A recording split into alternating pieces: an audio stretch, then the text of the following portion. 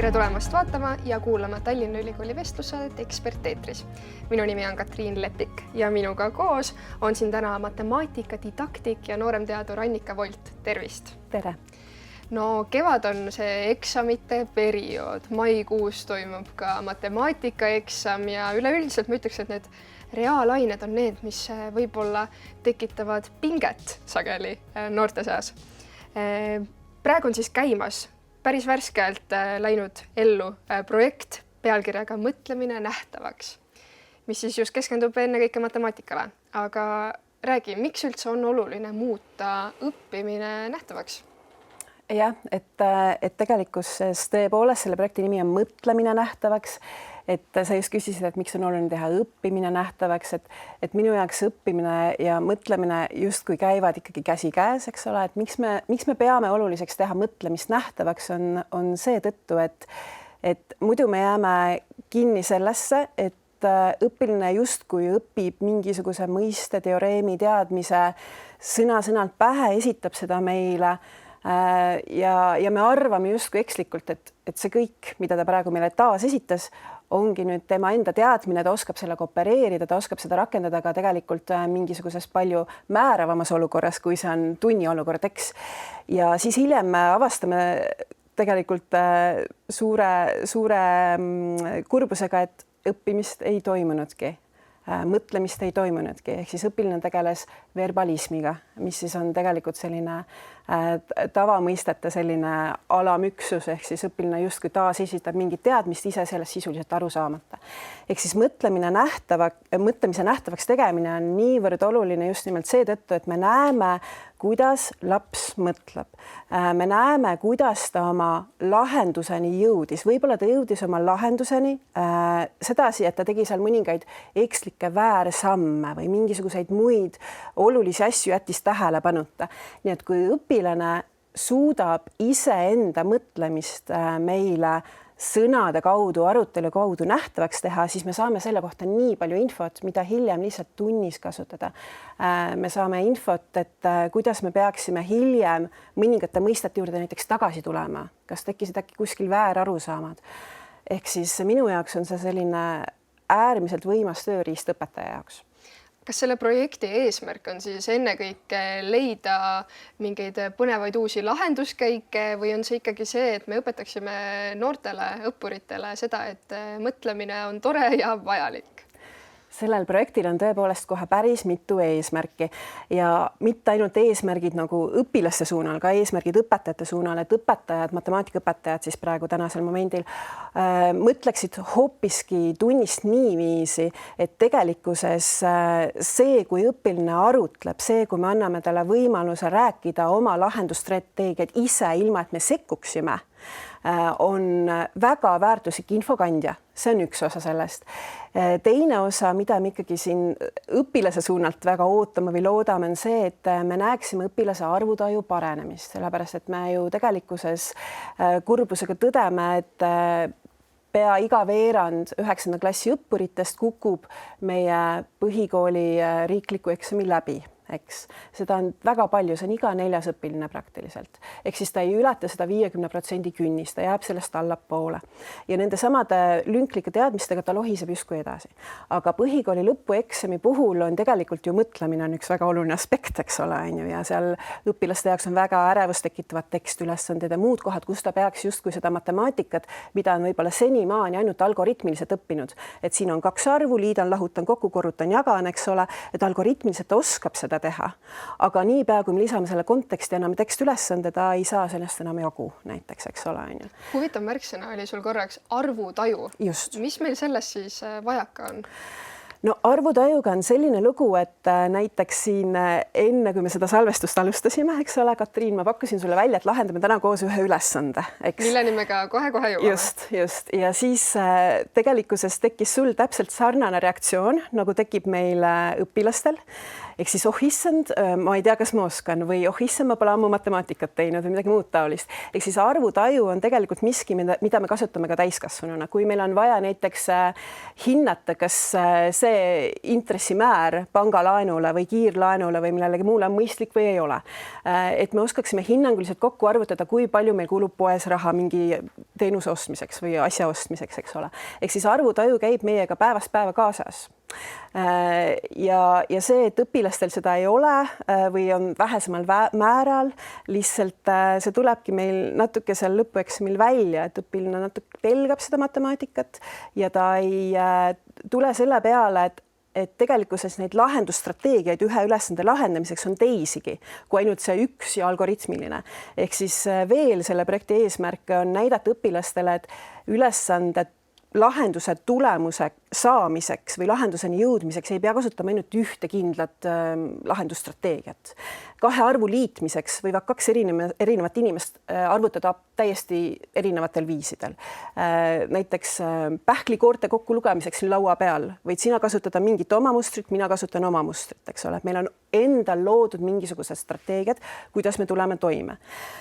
Ja veel projekti eesmärk on, nii nagu me siin oleme ka juba rääkinud, on panna õpilased väljendama oma mõtteid oma sõnade kaudu ja loodetavasti siis tavamõisteline lähenemine õpilasel kujuneb aegamisi siis teadusmõisteliseks lähenemiseks.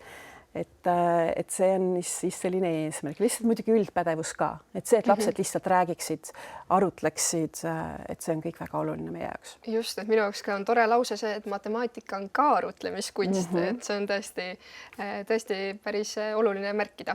No sellest ülesandest me juba rääkisime, väike närv on sees, aga tõesti on siis tehtud, ma saan aru, sellised juhendmaterjalid, õppematerjalid ja seda sirvides on ikkagi tegelikult niimoodi, et siin on täitsa meile tuntavad mingid tehted, on ju, et täiesti mingid võrrandeid ja mida kõike siin ka tegelikult pärast teha tuleks, aga samas leiame ka, ma ei tea, et on šokolaaditahvli pilt, on ju.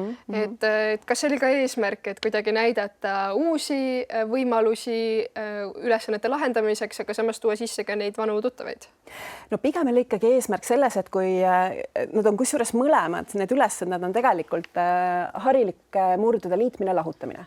Ehk siis tihtilugu me ju õpilasele algoritmiliselt lahendades või siis nii-öelda arvutusi tehes, et õpetajad ju keskenduvadki tihtilugu sellistele ülesannetele, et ole hea, liida, lahuta need kaks harilikku murdu kokku. Ja Eesti õpetaja täiesti kindlasti teeb seda, et ta annab edaspidi ka neid elulisi ülesandeid, et nüüd on selline ülesanne, et tegelikkuses hea õpiline taipa, et see, mis me eespool tegime, et seda tuleb nüüd siin rakendada, eks ole. Aga me katsumegi nende arvutaju ülesandite puhul lihtsalt rohkem tuuagi sisse selle elulisuse, et kus kohas sa neid kuuendikke, viiendikke, neljandikke tegelikult näed, eks, päris elus. Ja no kuna tegu on ikkagi teise kooliastme õpilastega, kelle juurde me täna läheme, Pärnumaa õpetajatega, siis arusaadavalt on need ülesanded natukene lihtsakoelisemad, eks ole, ja nende vajadustest lähtuvad. Ma arvan, et 6. klassi õpilasel on šokolaaditahvel olulisem kui võib-olla aktsia ostmine, eks ole. Nii et seetõttu on ka siin selliseid teistsuguseid ülesandeid. Kas sulle tundub, et see seoste leidmine veel praegu ei tule liialt hästi välja? Seoste leidmine nagu, kas sa saaksid täpsustada? Ma mõtlengi, et näiteks tõesti, et õpilane näeb seda ühte arvutust siin, aga tema veel ei mõtle, et šokolaaditahvlis on ka, saab kolmandikke ja üheksandikke lugeda. Ja täiesti on võimalik, et õpilane ei näe seda läbi, ja selge on see, et meie õpetajatena ikkagi suuname ja näitame selle tee otsa kätte. No lähme siis selle ülesande juurde, mis siin juba kõlanud on. Mina tõesti ei tea, mis sa sealt välja oled valinud, aga see on siis üks võimalus sellest materjalist, mida kasutada ja mis ülesandega tegu on? Tegu on loendamise ülesande, ma kohe näitan seda, aga enne kui ma näitan, siis ma tahan, et sa saaksid puhtalt lehelt alustada. Siis tegu on sellise õppematerjalide koguga, mille väljavandmist toetab Targa tuleviku fond, ehk siis see on selline heategevusfond, mis haridusteemadele rõhku paneb ja need õppematerjalid, et kui kellelgi tekib küsimus, et kus ma need kätte saan, siis kui meil projekt lõpeb detsembrikuuses, siis uue aasta alguses 2027 me selle õppematerjalide kogu teeme ka avalikult kättesaadavaks igale õpetajale ja seejuures on huvitav tõdeda, et need ülesanded ei ole nii, et me lõime nüüd teisele kooliastmele ehk 4., 5., 6. klass ülesanded ja kellelegi teisele nad ei sobi.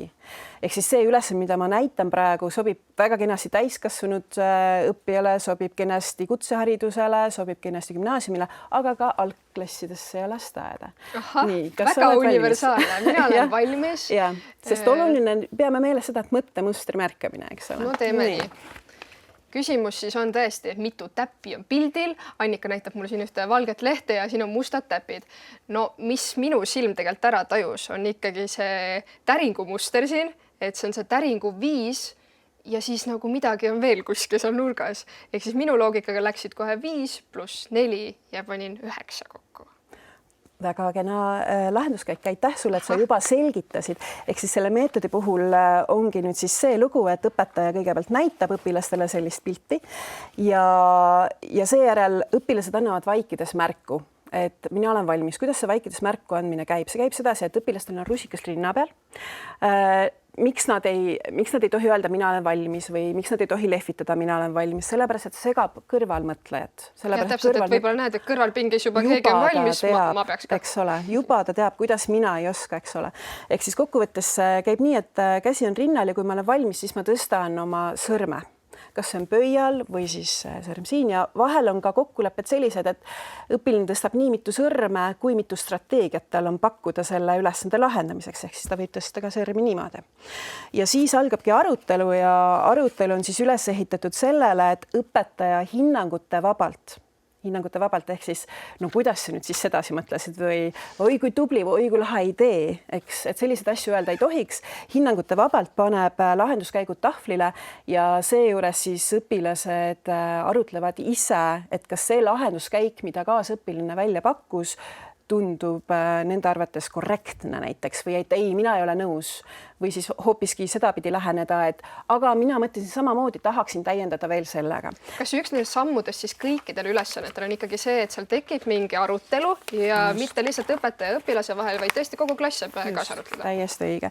Ja mis on siis selle õppematerjali puhul see teine osa on see, et ma praegu tõesti andsin sulle hästi lihtsa ülesande, ehk siis siin on ka lihtsad lahendusstrateegiad, eks, aga ma näitan viise, kuidas õpiline võib mõelda ja selle juhendmaterjaliga lähebki kaasa siis õpetaja jaoks selline lahendusstrateegiate kogumik, kus siis õpetaja saab uurida, et nii võib ka mõelda ja nii võib ka mõelda ja nii nagu praegu hetkel sina just välja tõid, siis põhimõtteliselt peaaegu võiks öelda, et sinu lahendusstrateegia oli sarnane. Just tõesti, siin on siis teisel pool on näha, siis on 4 lahendusstrateegiat ja üks nendest sarnaneb minu selle täringu mõtteviisile. Just. Ehk siis kokkuvõttes, kui me sedasi kogu seda toredat kogumikku siin sirvime, siis sõltuvalt ülesandest muutuvad ka vastavalt siis ülesannetele pakutavad lahendusstrateegiad. Selge on see, et see ei ole ammendav arv, õpilased võivad neid veelgi välja mõelda ja lisaks siis on ka sarnase keerukusastmega ülesannete kogu veel lisaks. Aga kas nüüd see, et need lahendusstrateegiad on niimoodi mitme kaupa seal välja toodud, kuidas sulle tundub, kas see on ennekõike kasulik nendele õpetajatele, et aru saada, kuidas üldse keegi teine võib mõelda või on see õpilastele ka niimoodi, et et ma ei mõelnud valesti, vaid et tõesti see on ka okei? No üldiselt on sedasi, et see õppematerjalide kogumik, mida siin näha on, see läheb ikkagi õpetajale. Õpetaja kasutab sellest õppematerjalide kogumikust ainult seda ülesannet ennast ja see lahendusstrateegia, mis seal tagapool pakutud on, see on mõeldud õpetajale toetamiseks, et millised lahendusstrateegiad võivad õpilased mõelda. No siin selle loendamise juures ju ei olnud tegelikult midagi keerukat, aga arvutamise juures hiljem juba tekivad sellised keerukad momendid, arvude tükeldamine, kompensatsioonistrateegia ja nii edasi, nii edasi. Ehk siis see on ikkagi õpetaja toetamiseks. Õpilased pakuvad nad klassis välja 1, 2 või 5 erinevat lahendusstrateegiat. Ei ole selle õppematerjali poolt suunatud, sest oluline kätte saada see, mida õpilased mõtlevad. Arusaadav. Kas see, et me õpime pähe igasugu valemeid, igasugu teoreeme, kas see peaks meil ikkagi säilima selle kõige kõrval? No üldiselt on lugu selline, et kui me tahame jõuda kõrgema taseme mõtlemise oskusteni, siis mingisugused alusteadmised, oskused peavad meil olema automatiseeritud. Ehk siis selleks, et meie töömälu saaks vabaneda olulisemate ülesannete, analüüsi, sünteesi ülesannete jaoks on meil vaja mingisugused põhiteadmised võtta justkui nagu varrukast, et siit nad tulevad ja nii on ka põhimõtteliselt matemaatikas üles ehitatud, et mingisugused põhiteadmised me peaksime talletama oma püsimällu või noh, vähemalt siis kuni 12. klassi lõpueksamini, eks ole, on ju, pärast seda võib vabastada seda töömälu. Ja on ka täiesti selliseid valemeid, mida me ju tegelikult ei õpi pähe, et me ütlemegi õpilastele, et aga sa saad selle tuletada, et ma olen praegu hetkel ka lisaks oma õppejõutööle ka koolis matemaatikaõpetaja ja siis me arutlemegi õpilastega üheskoos, et teate, et me just õppisime trigonomeetrias 11. klassis vot sellised 10. klassis summavalemid, eks ole. Aga nüüd õpime kahekordse summavalemid ja me arutlemegi, kas see, mida me nüüd õppisime, see uus värske teadmine, kas see on miski, mida sa tahad talletada või sa ei taha seda talletada, sest ma just näitasin, kus sa selle kätte saad. Ja siis me arutlemegi õpilastega ja mina ei ütle õpilasele, et ära nüüd seda talleta. Kui tema arvab, et see on tema jaoks maailma kõige olulisem asi, siis temal peab jääma see vabadus seda endale talletada ja need, kes tahaksid siis oma töömälu selle arvelt siis natukene nagu opereerida või paremaks, eks ole, on ju, skaleerida kuidagi, et siis nemad mõtlevad, et hästi, seda valemit ma tean ja ma tean, kuidas ma saan hiljem tuletada seda valemit, kui on vaja.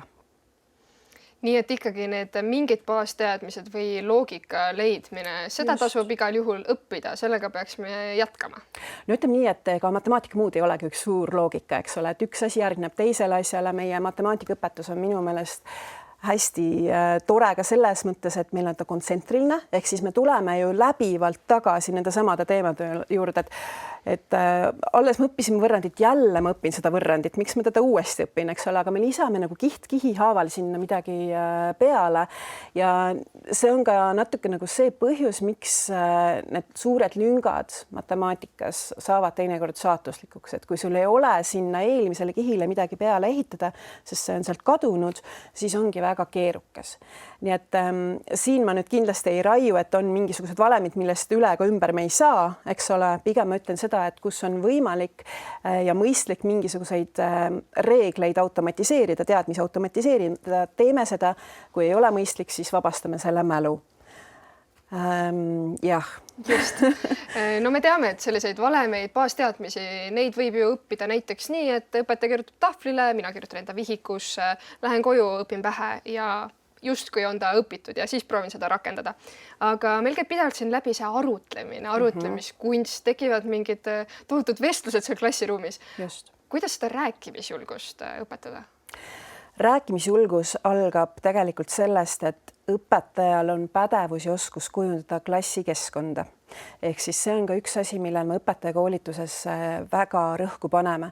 Ehk siis matemaatika õpetajaks olemine ei tähenda seda, et meil on inimene, kes oskab ainet väga hästi ja nüüd me suuname ta sinna klassiruumi ja ole palun hea esine, eks. Kui sellel inimesel, kellel on küll ainealaselt head teadmised, aga tal ei ole siis pedagoogilisi teadmisi, ehk siis meil on mathematical content knowledge ja siis meil on pedagogical content knowledge ka seal juures, eks ole, et kui see teine pool on puudu, pedagoogiline pool. Just, et kui see pool on puudu, siis on see inimene seal klassis ise hädas ja siis on ka õpilased tema endaga hädas.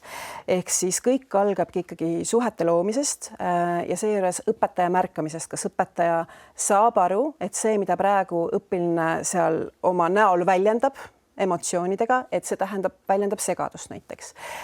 Kas see, mida õpiline praegu mulle hetkel ütles, see lause, kas see peegeldab mingisugust väärarusaama ja ma peaksin sellega tegelema, kas ma peaksin veel natukene urgitsema ja küsima tema käest juurde või ütlema, ahaa, see on huvitav mõte, räägi veel, eks ole.